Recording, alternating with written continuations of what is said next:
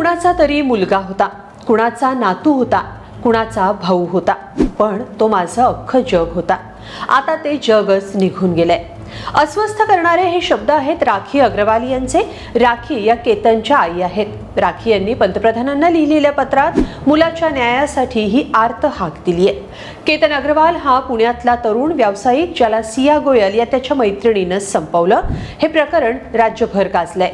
आता माझ्या मुलाला न्याय द्या या मागणीसाठी केतनची आई राखी यांनी थेट पंतप्रधानांकडे धाव घेतली आहे. राखी यांच्या या पत्रातला मजकूर ऐकून तुमचं काळीज हेलावल्याशिवाय राहणार नाही. इंग्रजी आणि हिंदी भाषेत लिहिलेल्या या पत्राचा मराठीत केलेला अनुवाद आपण पाहणार आहोत.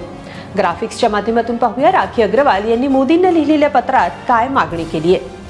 राखी अग्रवाल यांनी पंतप्रधान मोदींना लिहिलेल्या पत्रात म्हटलंय, आदरणीय माननीय पंतप्रधान श्री नरेंद्र मोदीजी, प्रणाम.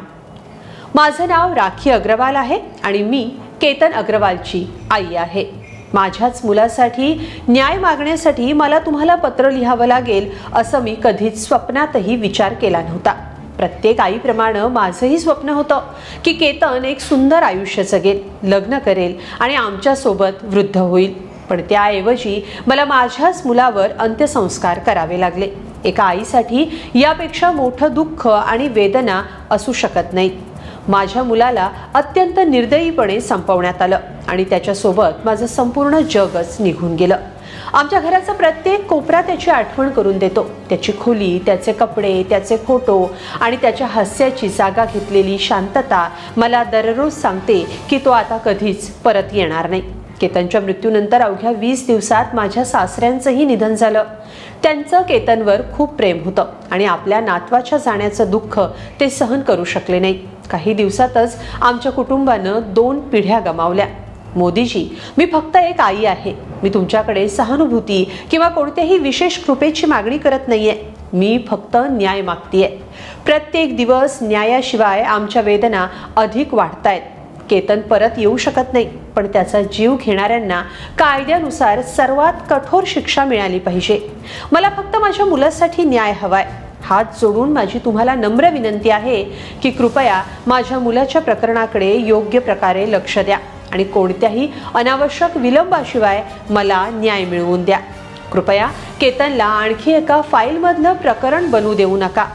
तो कोणाचा तरी मुलगा होता, कुणाचा तरी नातू होता, कुणाचा तरी भाऊ होता, पण माझ्यासाठी तोच माझं संपूर्ण जग होता. दररोज रात्री मी त्याचा फोटो पाहते आणि म्हणते, बाळा, आई अजूनही तुझ्यासाठी लढतीये. माझी फक्त एवढीच प्रार्थना आहे की एक दिवस मी त्याला सांगू शकेन, बाळा, तुला न्याय मिळाला. मला मनापासून आशा आहे की एका दुःखी आईचा आवाज तुम्ही नक्की ऐकाल.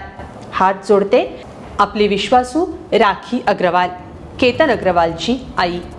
थेट पंतप्रधान मोदींकडे न्याय मागणारं हे पत्र सध्या सोशल मीडियावर चर्चेत आहे.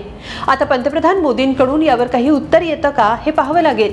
मुलाला गमावलेल्या या आईला न्याय कधी मिळणार हेही पाहणं महत्त्वाचं असेल. तुम्हाला या सगळ्याबद्दल काय वाटतं?